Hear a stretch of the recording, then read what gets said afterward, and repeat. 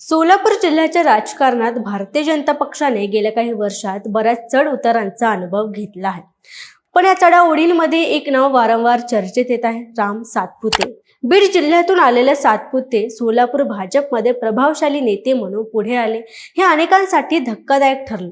स्थानिक कार्यकर्त्यांचे म्हणणे आहे की सोलापूरच्या सामाजिक आणि राजकीय पातळीवर कोणताही ठोस पाया नसताना सातपुते यांना पक्षात दिले गेलेले महत्त्व न संपवणाऱ्या प्रश्नांना जन्म देत आहे।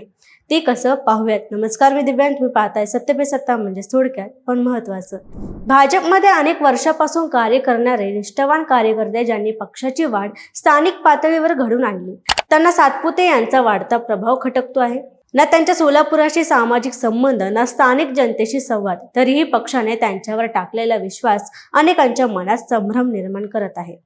अलीकडेच झालेल्या लोकसभा व विधानसभा निवडणुकांमध्ये सोलापूर भाजपच्या कामगिरीवर परिणाम दिसून आला। दोन्ही निवडणुकात पक्षाला अपेक्षित यश मिळवता आलं नाही। त्याचे प्रमुख कारण म्हणून कार्यकर्ते आणि निरीक्षक राम सातपुते यांच्यासारख्या आयात नेत्यांना जबाबदार ठरत आहेत। रणजितसिंग मोहिते पाटील यांचं नाव वगळता सातपुते यांचा सोलापुराशी कोणताही संबंध नाही, अशा व्यक्तीला जिल्ह्याच्या राजकारणात मोक्याची भूमिका दिली जात असल्यामुळे पक्षांतर्गत नाराजीचा सूर उंचावत आहे।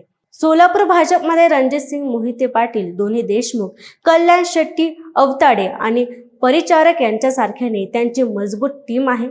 हे सर्व नेते एकमेकांशी सुसंवाद ठेवून पक्ष संघटनेत एकोपा जपतात। पण या संघटनेत सातपुते हे एकमेव अडथळा ठरत असल्याची भावना अनेक कार्यकर्त्यात आहे। त्यांच्या हट्टापायी पक्षाने जिल्ह्याच्या राजकीय समतोलात गोंधळ निर्माण केला आहे। रणजितसिंग मोहिते पाटील यांनी पक्षात कोणतेही वाद न घालता संयमी भूमिका घेतली आहे। त्यांनी आपल्या नेतृत्वात पक्षाची पायमळी ग्रामीण भागात रोवली, कार्यकर्त्यांचा आत्मविश्वास उभा केला। तरीही पक्ष श्रेष्ठींनी त्यांच्याकडे दुर्लक्ष केल्याने भाजपला 6 आमदार आणि 2 खासदारांची जागा गमवावी लागली। राम सातपुते यांच्याकडे पक्षश्रेष्ठींनी दिलेले महत्त्व हे एक प्रश्नचिन्ह ठरत आहे।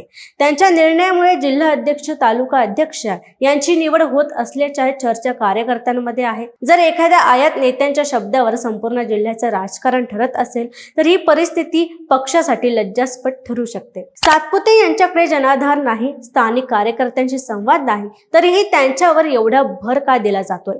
त्यामुळे कार्यकर्त्यांमध्ये अस्वस्थता वाढत आहे। पक्षाची एकजूट तुटू लागली आहे। तरीही परिस्थिती लवकर सुधारली नाही तर भाजपची मुळेच उखडली जातील, अशी गंभीर शक्यता कार्यकर्त्यांकडून व्यक्त केली जात आहे। सोलापूर जिल्ह्याची राजकीय मानसिकता समजून घेणारे नेते म्हणजे मोहिते पाटील।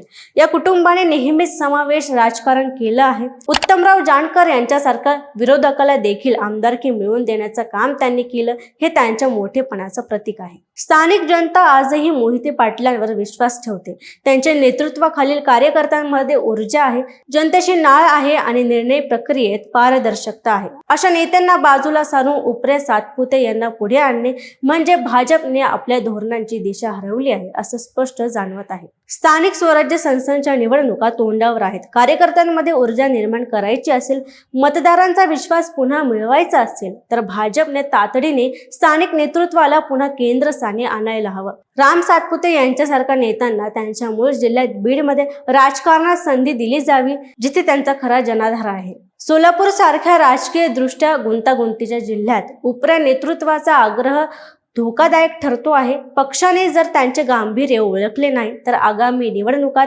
आणखीन मोठे नुकसान होऊ शकते।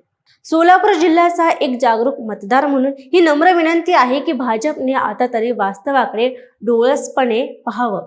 स्थानिक नेतृत्वाची ताकद, कार्यकर्त्यांचा विश्वास आणि मतदारांचा ओढा हेच पक्षाच्या विजयाचं मूळ आहे।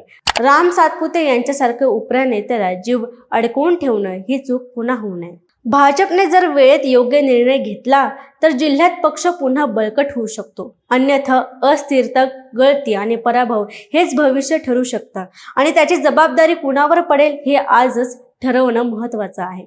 अशाच महत्त्वाच्या घडामोडींसाठी पाहत राहा सत्य पे सत्ता, म्हणजे थोडक्यात पण महत्त्वाचं, आणि आमच्या चॅनलला सबस्क्राईब करायला विसरू नका।